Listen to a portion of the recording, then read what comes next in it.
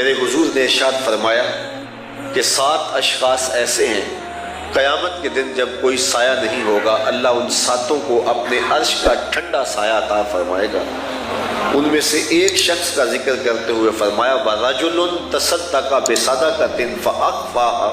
حَتَّى لَا تَعْلَمَ شِمَالُهُ مَا تُنْفِقُ يَمِينُهُ، جس نے صدقہ کیا اور اتنے مخفی انداز سے کیا کہ جو دائیں ہاتھ نے صدقہ کیا بائیں کو اس کی خبر نہ پہنچی۔ ہمیں معاشرت کے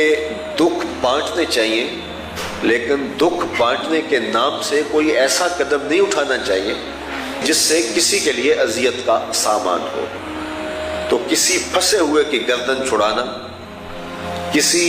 غریب کی بیٹی کی شادی کا اہتمام کر دینا اور جہیز کی رسم بہر صورت جاری ہے، اس کے خلاف ہمیں عملی کوشش کرنی چاہیے، اور سر دست اگر یہ ختم نہیں ہو پا رہی تو ہم اتنی دیر تک اس کوشش کو جاری رکھیں کہ ہم غریبوں کی بیٹیاں ان کی دہلیز سے جو ہے وہ پیا گھر بھیجنے کا اہتمام کریں، لیکن یہ مہربانی کریں کہ غریب کی بیٹی کا تماشا نہ بنائیں اور ان کو اخباروں کی زینت نہ بنائیں۔ تو اس بات کا خیال رکھا جائے اور پھنسے ہوئے لوگوں کی گردن چھڑائی جائے، غلاموں کی آزادی کے سامان کیے جائے، مقروضوں کا قرض اتارا جائے، دکھیوں کے دکھ دور کرنے کے لیے کوشش کی جائے۔ یہ مشکل گھاٹی ہے، چونکہ نمائش تو ہم لگا سکتے ہیں اور اس سے میڈیا پر بھی خبریں آ جائیں گی، تشہیر بھی ہو جائے گی، اخبارات میں تصویریں بھی چھپ جائیں گی، لیکن مخفی انداز سے کہ کسی دوسرے کو کانوں کان خبر نہ ہو تو یہ آسان کام نہیں ہے، یہ نفس کے اوپر بہت زیادہ شاق ہے۔ اس لیے کہا کہ مشکل گھاٹی یہ نہیں چڑھتا، اور مشکل گھاٹی ہے کیا؟ فک رقبہ،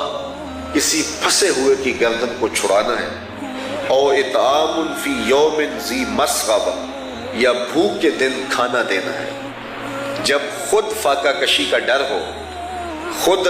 جب یہ خوف ہو کہ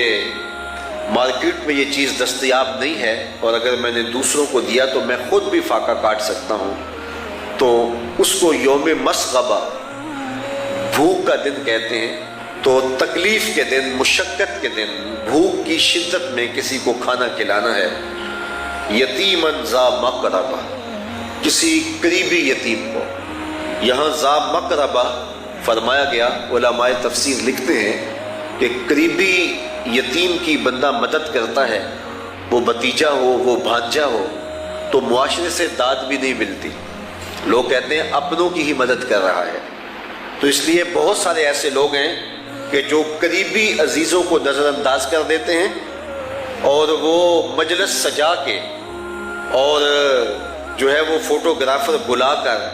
دوسرے لوگوں کی مدد کر رہے ہوتے ہیں، اس لیے کہ اپنے بھتیجے اور بھانجے کی تصویر تو اخبار میں لگوانے سے رہے۔ تو وہ کسی زمانے میں کہا جاتا تھا کہ نیکی کر دریا میں ڈال، اور اب یہ ہے کہ نیکی کر اخبار میں ڈال، تو نیکی کر چینل میں ڈال۔ تو اب وہ اپنے قریبی رشتہ دار کی، بھانجے کی، بھتیجے کی تصویر تو کوئی لگوانے سے رہا،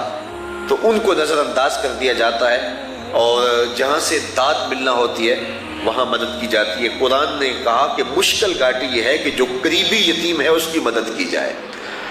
بلکہ ایک روایت میں آتا ہے کہ بہترین صدقہ وہ ہے جو ایسے رشتہ دار کو دیا جائے جو تم سے ناراض ہو، جو ناراض ہے تم سے،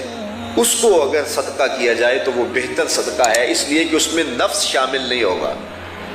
ہم کہیں گے ہم کیا شریک کو پالیں جو ہمارا جو ہے وہ خاندانی طور پہ ہماری مخالفت میں ہے، ہم اس کی مدد کریں؟ تو میاں وہ اگر پھنس گیا ہے مصیبت میں تو ہاں اس کی مدد کرو۔ یہ نفس پہ شاق بہت ہوگا، نفس اس کی اجازت تمہیں نہیں دے گا، لیکن جب تم اس کی مدد کرو گے عرش کا رب راضی بڑا ہوگا۔ تو یہ بہترین صدقہ ہے کہ قریبی رشتہ دار کی مدد کی جائے جو تم سے ناراض ہوئی۔